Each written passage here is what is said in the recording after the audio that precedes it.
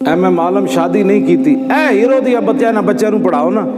जो बांग्लादेश अलहदा होया तो MM आलम क्या मैं शादी उदों करनी जो पाकिस्तान ते बांग्लादेश कट्ठे हो जान। ऐसे हालत दुनिया तो चला गया। हाँ जी, हीरो है कौम दा, बल्ले मारन वाला हीरो नहीं होंदा। हाँ जी, हीरो है। दसो कौम नूं एक मिनट जो ने या सानू टीवी ते बुलाओ असी दसीए किने किने टैंक थले सिर दिता। हिंदुआ क्यों नहीं दिता, अमरीकिया क्यों नहीं दिता, मोहम्मद अरबी दे शेरां टैंक थले क्यों सिर दिता, केड़ी शह वेख क्यों ना सिर दिता। गल्लां टीवियां ते कराओ ना, मुज़ाकरे करन दी लोड़ है कि हमारी चूंकि ऐसे था तो 65 में ऐसे था तो 71 में ऐसे था तो 74 में ऐसे था 73 में ऐसे था तो 2000 में ऐसे था। चबड़ो ये सारे चबड़न उदू नसारा दे एजेंटन जेड़े टीवियां ते बैठ के अपने मुल्क के खिलाफ बक बक करने। हाँ जी, गद्दार ने। कदी कहते साड़ी फौज इंज है तो कदी कहते पुलिस इंज है तो कदी कहते साड़ा मुल्क इंज है तो कदी कहते इतने तेल महंगा है तो कदी कहते बिजली महंगी। ये सारे बक बकारे कर देन।